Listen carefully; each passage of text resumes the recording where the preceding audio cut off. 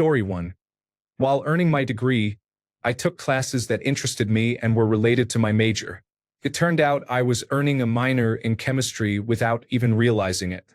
Story 2. Once I got home, I absent-mindedly threw my socks in the trash. When I realized what I had done, I dug through the trash and found that both socks had holes, so they belonged in the trash anyway. I have never found a quote that describes that situation more perfectly than this one. Story 3. I was a certified Ford mechanic. In 2008 and 2009, work dried up. I received a job offer to teach automotive mechanics in Iraq to the new Iraqi army. I discovered I have a passion for helping people improve their lives. I sponsored my Iraqi interpreter to come to the United States. Since then, I returned, finished my degree, and now work in learning design at a great company. My Iraqi brother is now married here in the United States to a wonderful wife, and they have a child. He has a good job and is finishing his degree as well. Life can be an incredible journey. Enjoy the ride. Story 4. I never planned to divorce, leave Arizona, remarry, leave a career I loved, or be hit by a car. I have done all of that in the last 2 years. I completely rewrote my life and every plan in ways I could not have imagined. I would not have it any other way. My husband and my new life bring a level of happiness I have never known. Even recovering from a major injury and everything it entailed is better than my previous life because of who loves me now. Thank you for the award. Story 5. So a little over 2 years ago, I dropped out of college due to financial issues. I was a shell of myself for a while after that and felt like a complete failure. I had been studying automation and robotics technology. I moved back in with my dad and took a job making disc blades for farm equipment. When I went to college, part of why I chose my program was that I did not want to do heavy manual labor, yet I spent nights moving 30 tons of steel by hand. I did not really hate the job. It was nice to see the product I made in the fields all around. There were actually some blades made in that plant sitting outside my dad's garage that were probably made 30 years before I worked there. I took pride in my work, but I hated my life. My manager would ask me nightly when I was going back to school and tell me I could do a lot better. It dug into me and I contemplated suicide a lot during that time. After working there for almost a year, massive flooding in the Midwest coupled with a trade war with China left us able to work only every other week. That was not working for me, so I applied to a major window production company where I had interviewed for an internship while in college. They hired me for production. During the interview, I told them about my college experience and that I had interviewed with the company previously for a position in another plant. I also said I was interested in working in maintenance. A couple of months after starting, a maintenance position opened up and human resources practically harassed me into applying. I ended up getting the job. It is not uncommon for people in the program I was in to end up working maintenance, so this felt like a major success for me. Things were definitely turning around. I started that job in January of this year. A few months later, we had a new machine coming from our main plant, which is close to the college I attended. I recognized one of the guys who came to help set it up. He had been in college with me. I went and talked to him, and it was great to catch up. The best part was seeing that I was in the same position as someone who had completed the program. That was when I realized how far I had come since I dropped out. I was not a failure. Despite everything, I was succeeding. The odds were not in my favor and I was pulling through. Fast forward to last September, 2 years to the day since I dropped out and 1 week after my birthday. My job started sending me back to school, paying me to go to class. That was the day it really hit me. I was exactly where I belonged. This is what I have wanted for so long. This is my dream job. I make great money. I love the work I do. And the company I work for is great to its employees. I cannot put into words how lucky I am. So many people search their whole lives and never find a place where they fit in like this. This is not the first time I have written this, but every time it brings tears to my eyes. I do not know many people who are as happy with their lives as I am, and I feel very lucky. Story 6. In the 1990s, I lived in Springfield, Missouri, and I absolutely loved it. I never wanted to be anywhere else. My wife finished college and got a job in another state not far away. I did not want to move there but did so reluctantly. Within a couple of years, I grew to love it. I made many friends, had a great job, and could not imagine being anywhere else. I lived there for 20 years and thought it would be where I die. Last year, we moved to Connecticut, again for my wife's job, and I love it here too and cannot really imagine moving back. Turns out it is not the place I live, but who I live with that matters. My wife is my home, and where she is where I need to be. Note, thank you for all the awards and comments. I now understand what people mean when they say their inbox blew up. I hope you all have a great holiday season and stay safe and healthy. Story 7. When I was younger, I used to sleepwalk. One night, I walked to the end of the hall where there were 2 doors, the bathroom and my older brother's room.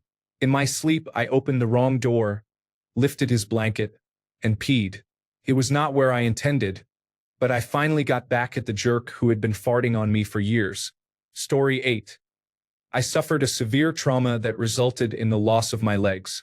I also spent a month trapped in my own nightmares while in an induced coma. It is an experience I would never wish on anyone. I came through that far more empathetic, patient, and understanding. The personality change has been so drastic that people who knew me before say I am an entirely different person. As this new person, I am a loving father and I met the love of my life. Despite how hard living in this body is, I love life more than ever. If I could go back and change what happened, I would not. The suffering was horrific but transformative.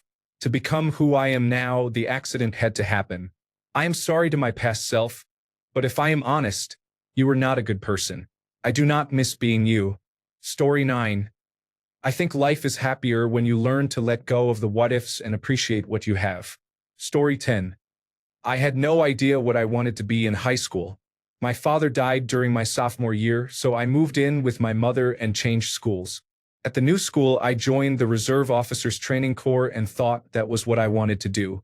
After high school, I applied to the University of Hawaii. I was accepted, but it was too expensive, so I applied to Colorado and to an in-state school. I was accepted to Colorado, but it was even more expensive, and I missed the deadline for the in-state school, so I worked in food service for a year. When I finally started college, rent was too expensive, so I became a resident assistant to get free housing. I lost some friends, as a few of them made poor choices, but I made new friends through the resident assistant job. I almost lost the job because of my grades. I met a woman who helped me improve academically and introduced me to a professor whose courses I enjoyed. I built a strong professional relationship with that professor. The professor told me about a research lab. In the summer of my graduation year, I had no idea what I would do after graduating. The professor contacted me and asked if I wanted to go to the lab, which was on the other side of the country. I decided to take the leap.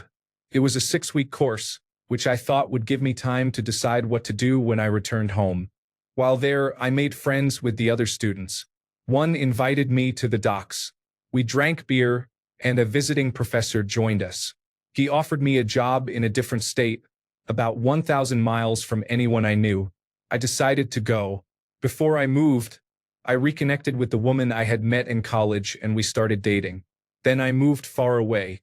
Now I am working as a marine biologist and about to begin a Doctor of Philosophy program at a prestigious university in a new state. My girlfriend may move in with me, and there are plenty of positions in her field nearby. I am earning more than I ever thought I would. I received a full-ride scholarship. I have my own place and car, and I feel successful. Much of this traces back to my father's death. Story 11. It took several years to conceive our son. By the time he was 3 years old, we had tried many times with medical assistance to have a second child. We gave up and started an adoption. After we sent the paperwork to China, we found out my wife was expecting. We thought we could deal with that. As my wife put it, "What's the worst that could happen?" The ultrasound showed it was twins. So my children are now 18, 14, 14, and 14. It is not what we would have planned, but I would not trade it for anything. Ascribing it all to stress seems common. That comes across as saying, "It's all in your head," and blames people for the years of infertility and often multiple miscarriages they have suffered. Dealing with infertility causes far more stress than stress causes infertility. Story 12. In college, it was my dream to get an internship at Harley-Davidson. I rode a Harley and worked at a Harley dealer during the summers, and even though my grade point average was not perfect, I thought I was more than qualified for the job. I had a preliminary interview through a recruiting company and I never even got to the second round. The internship I got turned out to be a much better opportunity. It was only a few miles from my parents. I received a free membership to the gym next door, and the culture was great. Getting snubbed by Harley was just what I needed. Story 13. I wanted to be a teacher. I currently work at a thrift store. Today, one of my managers told me how much my work there means to her. Story 14. Every few weeks I feel this when I truly help a child or a parent in my work as a child psychologist.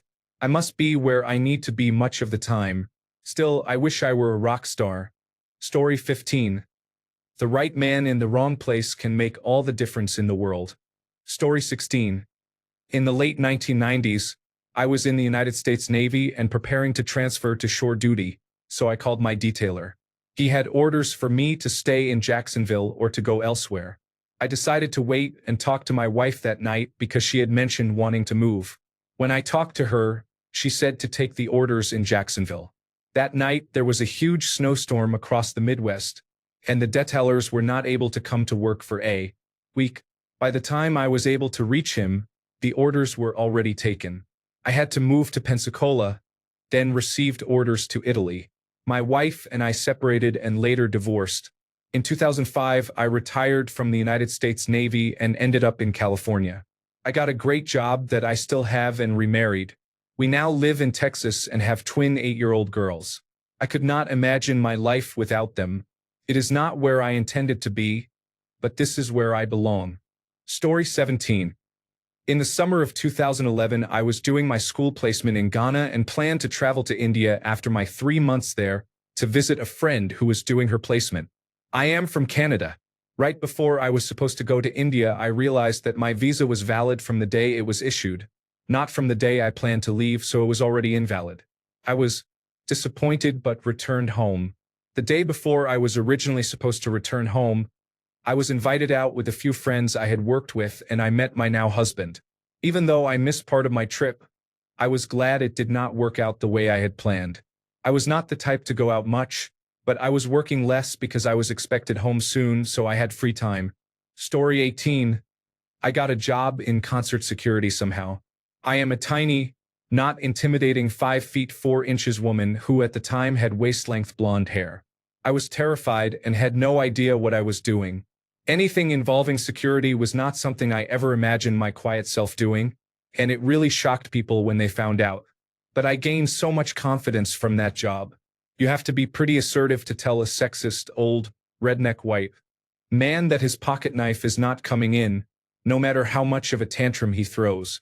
I learned pretty quickly not to take any abuse from people like that. I also got to interact with artists and other celebrities occasionally, which was an interesting experience and an entirely different skill set. There are still no concerts where I am because of coronavirus disease 2019, but I will be going back to that job as soon as I can.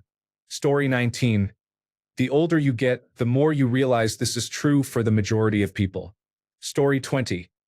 The coronavirus disease 2019 pandemic wrecked my plans to move away from my hometown. However, staying here has given me opportunities. I obtained a well-paying job that I had applied for a year earlier but did not get at the time, and I have been able to teach classes at a local community college.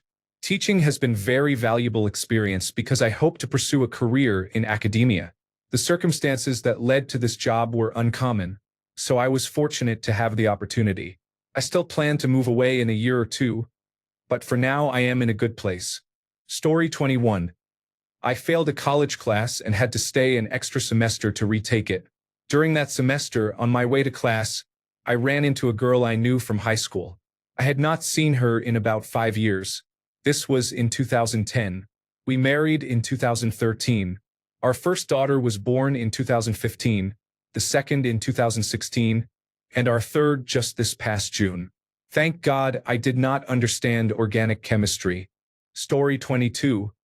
And for those who do not end up there. From Random's point of view, this was also very strange. It was not that she wanted to be difficult. It was that she did not know how or what else to be. Who was this man? What was this life she was supposed to lead? What was this world she was supposed to live in? And what was this universe that kept coming at her through her eyes and ears? What was it for? What did it want? She had been born on a spaceship traveling from one place to another, and when it arrived, that destination turned out to be merely another place from which she had to travel onward, and so on. She normally expected to be somewhere else. It felt normal to her to be in the wrong place. Constant time travel compounded the problem and made her feel not only that she was always in the wrong place, but also that she was almost always there at the wrong time. She did not notice this feeling because it was the only one she ever knew, just as it did not seem odd that nearly everywhere she went she needed weights or anti-gravity suits and often special breathing apparatus. The only places she could feel right were worlds she had designed for herself to inhabit, virtual realities in the electric clubs. It had never occurred to her that the real universe was something she could actually fit into. Story 23. You are missing some important context. Just prior to that, Dirk says something along the lines of, I find someone who looks like they know where they are going and follow them. He concludes, I may not go where I intend to go, but I usually end up where I need to be. This is the holistic part of his detective agency philosophy. I applied this by following the Grateful Dead on the Touch of Grey tour. Story 24. I spent my whole childhood and early college years with the sole goal of having a child and being a good mother. In my early 20s, my mental health deteriorated significantly, and I began to fear that I would pass my mental health problems on to a future child. In my early 30s, I abandoned all dreams of giving birth. I would never want another person to be subject to the feelings I experience daily. As of this morning, I am single again. It does not matter much to me. I will find someone someday. Perhaps the next person I am in a relationship with will already have a child, and I can be a wonderful stepmother. I have continued along the path of caregiving and have finally found the place I belong in hospice.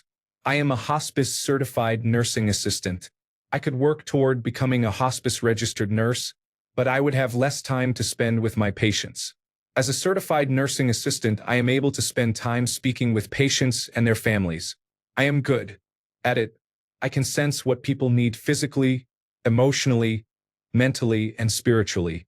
My greatest fear has always been death and the afterlife, but spending time caring for the dying has given me a greater understanding of the process. I no longer fear death and spend my time helping people transition peacefully, knowing that I truly care for each of them. Summary. My goal in life was to give birth, but I ended up helping people die with dignity. Story 25.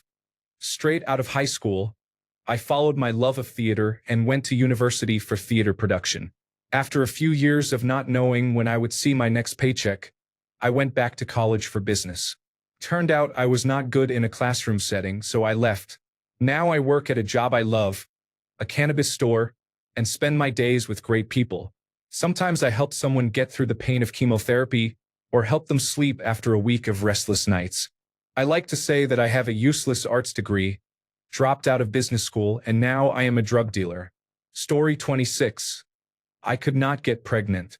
I ended up adopting the most amazing child I have ever met. Sometimes life is good. Story 27. In 2008, I had just started studying for a degree in astronomy and astrophysics. I enjoyed much of the work and liked participating in the classes. Many people admired me and would say things like, astronomy? I could never do what you do. In early 2009, I went through a rough breakup. I had a great relationship with my girlfriend at the time, but she suddenly left me for someone else. I was crushed and did not know how to cope. Although I was in denial at first, deep down I knew I could not continue university. Even the train ride to campus reminded me of her, passing the places we had gone on dates and the locations we had visited together. It was all too much, and try as I might, I could not deal with it. I decided to drop out, which sent me on a very different path in life. I turned to World of Warcraft to deal with my grief. I did not know how to face the problem directly and felt completely powerless. I spent almost 3 years doing little else but playing World of Warcraft. I would wake up to a sunset at 5 p.m., play through the evening and night, then go to sleep around 7 to 9 a.m. and repeat the cycle. Those 3 years were some of the best of my life, and I regret nothing from them. I became one of the best in the world at what I did. I formed online friendships that have lasted to this day.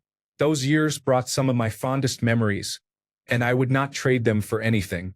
I did study a bit here and there, but it was nothing like what I had originally planned. In 2012, at age 22, I found my first full-time job. Although the job evolved over time, I am essentially in the same role now. I found my footing in work that I find fulfilling and satisfying, even if it was not what I had originally envisioned. The hours are probably less strange than they would have been in an astronomy-related job. My path is not the only path, but my message is this: sometimes it is okay to fail. Life does not always turn out as you envisioned, and that is fine. Things have a way of working themselves out, and we do not always choose the path we thought we would. Story 28. No one is probably going to read this, so after some bouts of depression, alcohol abuse, and drug use as a teenager, I couldn't hold a job and needed money. Selling sexy pictures online turned into webcam work, which turned into dating sugar daddies. That was a load of shit, so I started sex work. At the time, it was good money, and I couldn't be bothered doing anything else. I was drinking heavily every night, super depressed, but generally enjoying my work. One night, I met this really lovely customer, just super sweet. We'd play around sometimes, and he was always respectful and kind, just a good person. About a month later, I found out I was pregnant, got an abortion, and slipped into a worse depression. On a dark night, I needed help and remembered that one client who was always there for me. I called him. He came over and held me while I cried. He never left. I stopped sex work a few days later, and he encouraged me to go back to school. We have been together for 5 years. I have been sober since that night, and we are saving for a house. We have 2 very cute dogs and have been talking about starting our family soon. I never thought I would meet my soulmate doing what I did, but here I am. Story 29. I started my professional career aiming to be a concept designer for video games. I am now thoroughly disillusioned with the abuse and exploitation in the video game industry. I work in the medical field, receive excellent benefits, and keep art as a side hustle, earning stable pay at a time when I am extremely lucky and thankful to have it. Who knows where I would be if I had continued to pursue video games? Story 30. I tried to work my way through college, but it was too expensive. I later enlisted to pay for it. Now I'm almost halfway to retirement. Because of the opportunities afforded to me, I've met my wife and traveled the world. Story 31. I always wanted to become an astrophysicist as a teenager.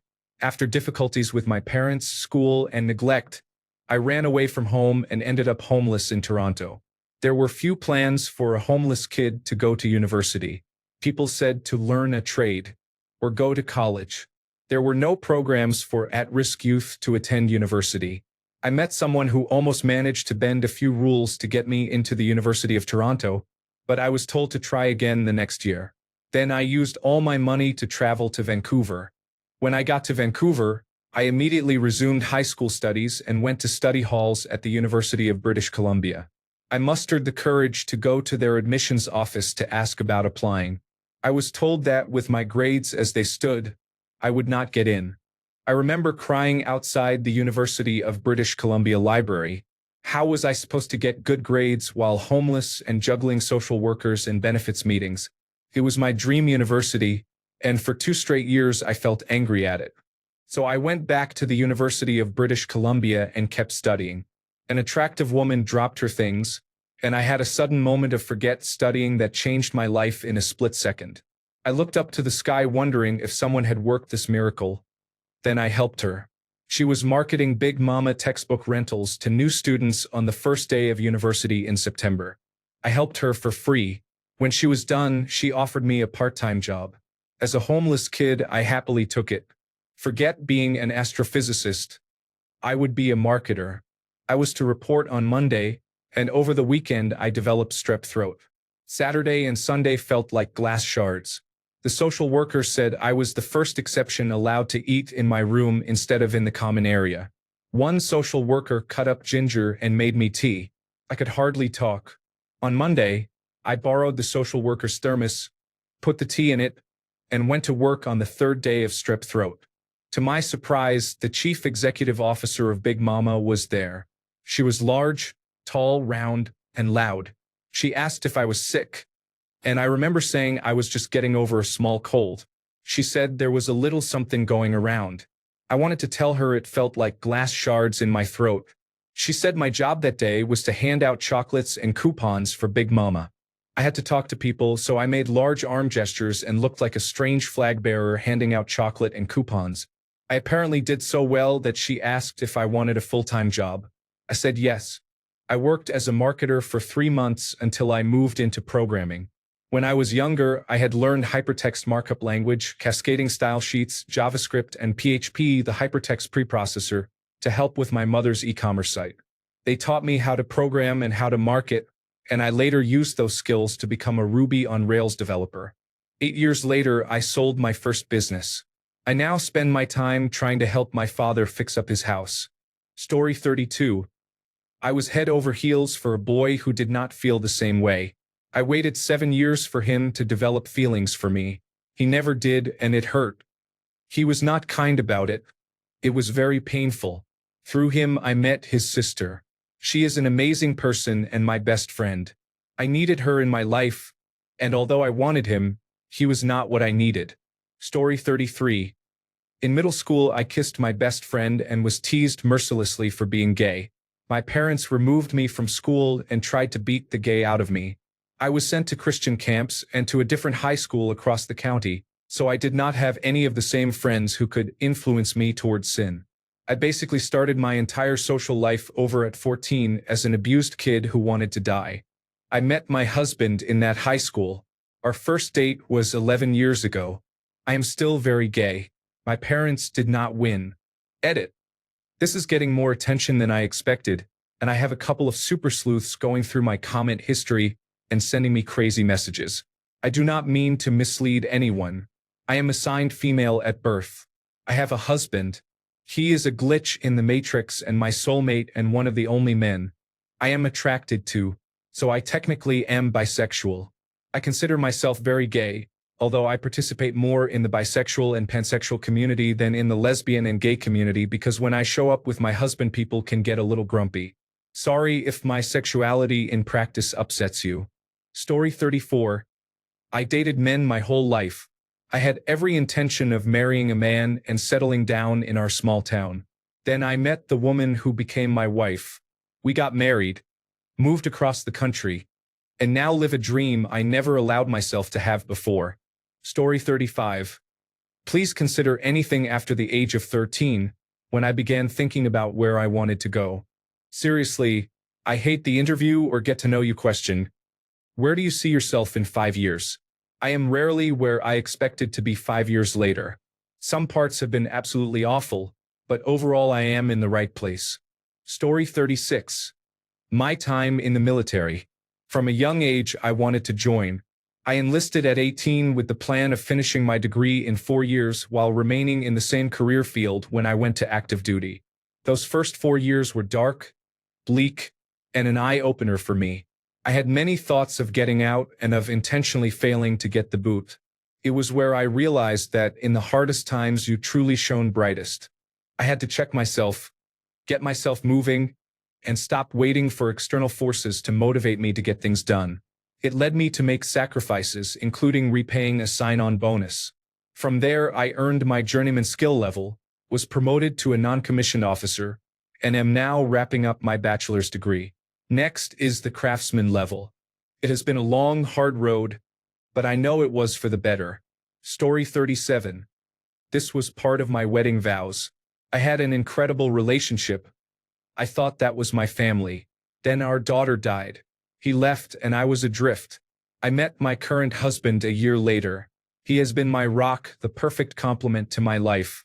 I never imagined I would marry someone like him, but he was the one who pulled me out of my dark place and continues to do so every day. I wake up for him. He calls me on my mistakes. I get angry, but he still helps me through them. I did not realize, when I said those vows, how true they would be each day. I would not trade our relationship for anything. Story 38. I never had a plan in life and never thought I would live to 40. Now I am 53 years old and, with 4 children, I am watching Die Hard on Christmas Eve. My wife and youngest daughter are asleep and snoring on the couch. The dog is sleeping in my wife's lap, and the cats are with my daughter. I just finished the movie and saw this post. I do not have much, but I am happy. Story 39. Definition of my entire school career. I know many people can relate. If I was given a prompt in English class and the class was told to present, it did not take me long to realize that I interpreted it entirely the wrong way, yet I still got the point across. Because of this, I always went last so I would have time to redo my essay seconds before presenting. The same applied to math and history. Open-ended questions can be frustrating, even if I reach the intended destination. Important note: after rereading this and a few others, I realized I interpreted the question incorrectly in this instance as well. Story 40.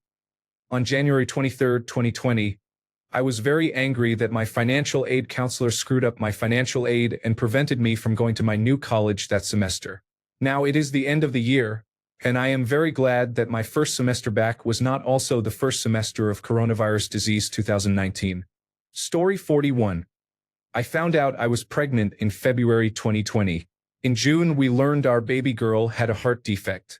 I delivered a month early during the pandemic after a pregnancy full of complications.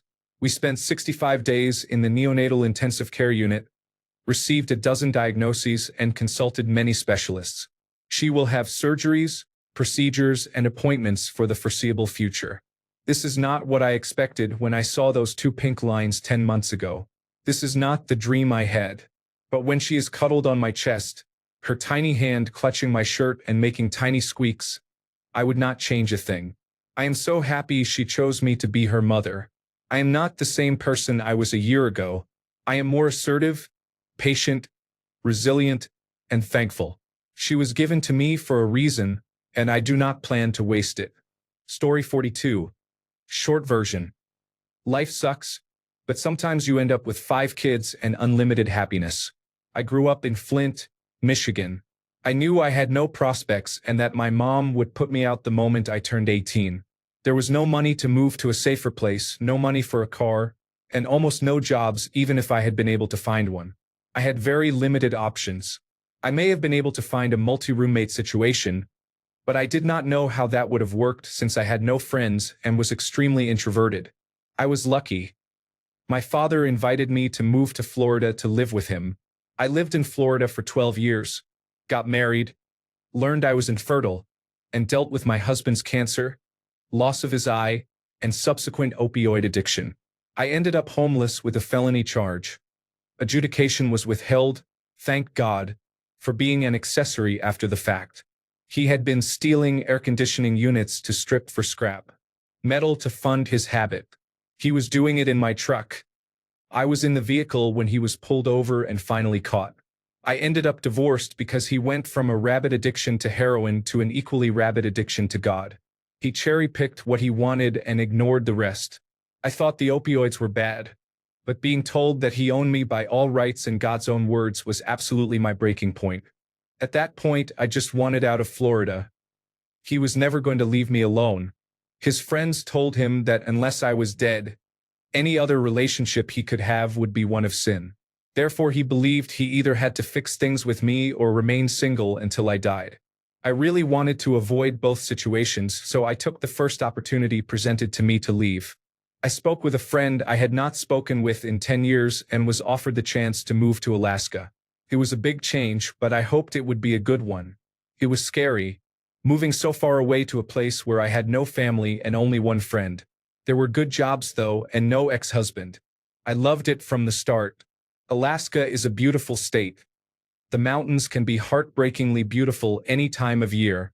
I made some absolutely fantastic friends and started to build my own family. I became engaged, and I will not go into that drama, but it ended badly and I swore off serious dating for quite a while. I was really blessed, however, to have such good friends then, even if they thought I was strange for how long I stayed single and how adamant I was that I should stay that way. Like a lot of things, you find what you are looking for when you are not looking for it. So, of course, I found my husband during the time I had sworn off relationships. It was a good relationship, even with the usual and unusual bumps. We were both actively trying to build something on a stronger foundation than our previous failed relationships. He was not what I expected, but some of the best things are like that. He was newly split from his previous relationship and had 2 children. I had little to no experience but was game to learn on the fly once our relationship was established enough for me to meet them. I had just moved in with him and we were both still learning how we fit with each other when he received an emergency call from his mother in Pennsylvania. His nephew and his girlfriend had just been arrested for child abuse.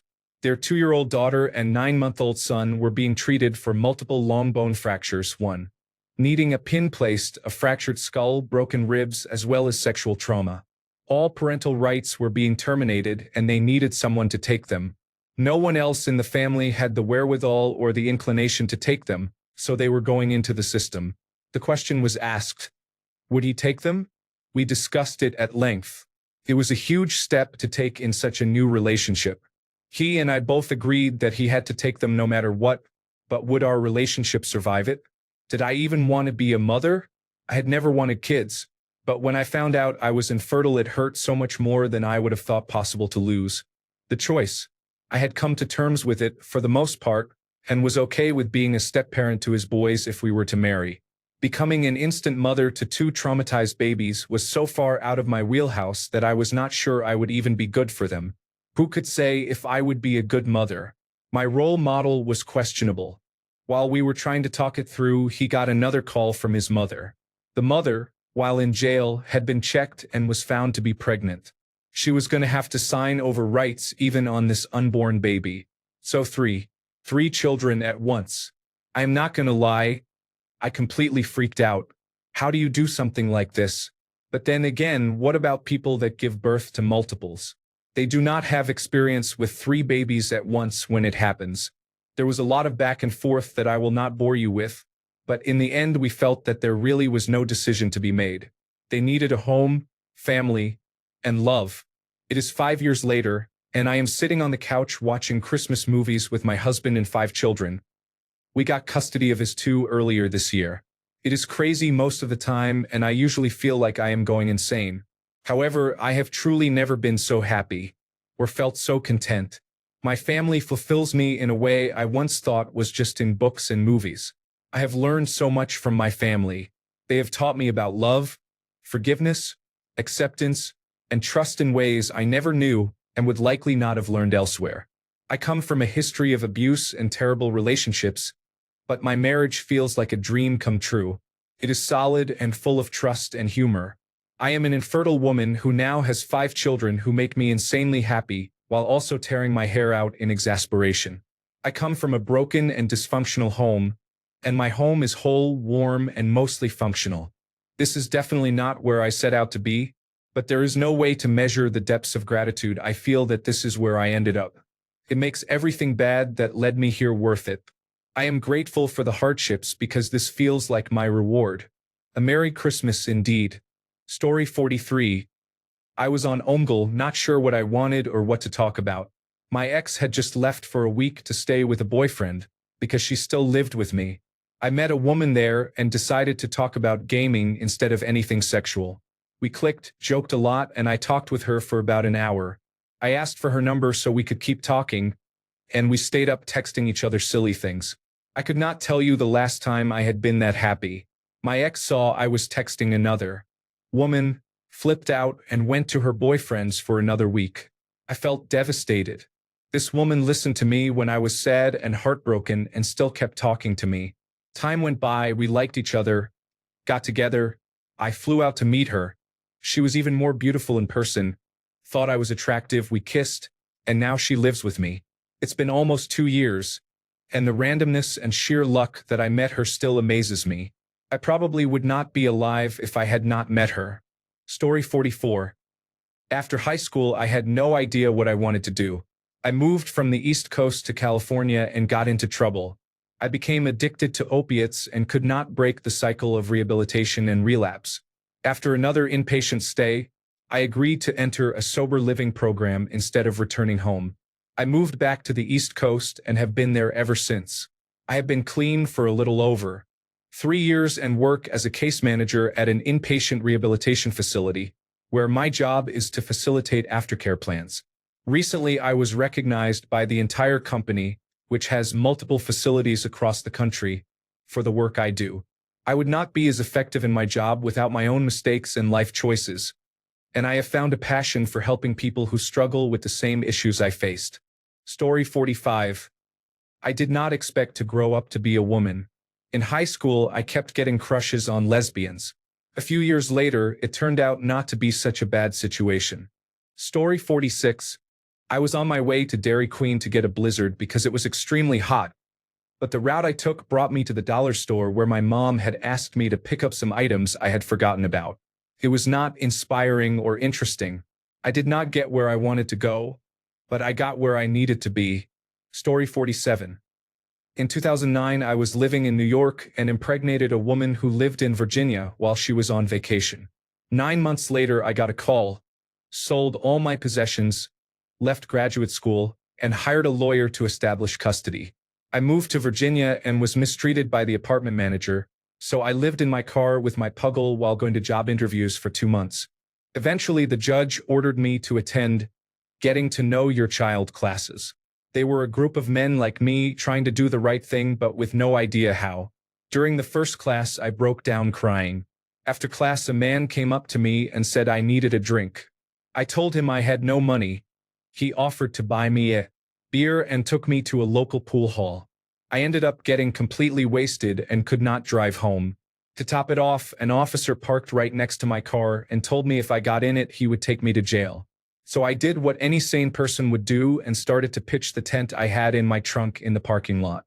At that moment, a 1984 Toyota Corolla drove by, and a beautiful woman pulled up, laughed, and said, "What the heck are you doing?" I explained the situation and she agreed to drive me home. After smirking at the officer, I got in the back seat and we drove around for 2 hours until she brought me back to my car so I could fall asleep. We have been together for 10 years and married for 7. I adopted her son, and my daughter now calls her mom. Story 48. First year in high school, I was swimming at a very high level. I could not imagine doing another sport since I had never done anything else and all my siblings swam. That morning, my mom dropped me at school and told me about the tryouts for the basketball team. My mom and dad had both played basketball at their university, and they would have liked me to play, but they would never force me. I did not want to go at all. I had never played basketball before. I had just moved to a new city and did not know the bus route well, and I wanted to relax that evening. A few minutes before the end of the day, I made up my mind. I went to the tryouts and did well. At that age, most players did not have advanced skills, so my athleticism gave me a big advantage. I made the team, and that year I had the time of my life. I was swimming only because everyone else in my family swam. I was gifted, but looking back, I never had fun. Near the end of the year, when I had to choose between swimming and basketball, we had a tournament. After our first game, while showering with the boys, I told myself this is what I wanted to do. I quit swimming despite having just 1 gold, silver, and bronze medals at the provincial championship. I dedicated myself to basketball, and 4 years later I was playing Division I, the best player on the team, with the possibility of receiving a scholarship to play at higher levels. I simply cannot imagine what my life would have been if I had let the lazy side of myself take over that day. Story 49. Since my sophomore year of high school, I knew deep in my heart that I needed to go to this small West Virginia college. It was not a fancy, big school. It was just a step up from community college. Their programs were not remarkable, but deep down I knew I had to go there. Even without a car, friends, or family nearby, I had to take the leap. I started college 5 hours from home as a theater major. I assumed the theater program was what had drawn me to the school, but it was not. I was miserable in the program and quickly realized I did not want a career in the performing arts. I had planned to graduate and move to Pittsburgh to pursue acting, so everything felt thrown off. I felt lost and alone. I had no friends, my family rarely contacted me, and I struggled. On the first day of my speech class, I saw a man and felt love at first sight. It was as if the world stopped and no one else existed. I had never been immediately attracted to someone like that or felt such an intense desire to know someone. It felt as though I had known him in another life. We exchanged looks and smiles, then greetings and emails about class. After several dates, I learned he was from Germany, a senior, and had no intention of staying in the United States. We had a difficult conversation one evening. He said it could not work because we would eventually be apart. I listened to my gut and told him I wanted to be with him, even if it meant my heart might be broken. I had never experienced such love before, such intense passion. To me, it felt once in a lifetime. Even if it hurt or failed, I did not want to rob myself of that experience. In March, graduation approached and the ache in my heart grew as our time together was ending. One day he sat me down and, expecting the worst, I was surprised when he said he had found a job in Texas that would sponsor a visa and that he could not bear to be apart from me. I packed my bags, left school, and moved to Texas to be with him. I found work as an assistant preschool teacher and discovered a huge passion for working with children. That became the career I wanted to pursue. When his visa expired, he had to return to Germany. I packed my bags again and made my first big adventure to Germany. I found a home there like nothing I had ever experienced. It felt right. For the first time in my life, I was in the place that seemed crafted for me. Turned out I was literally in my ancestral land.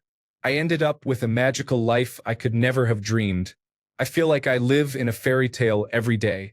If only my younger self had known the joy that was in store. I was drawn to that school to meet my soulmate and to be placed where I was meant to be. Looking back, it all makes sense.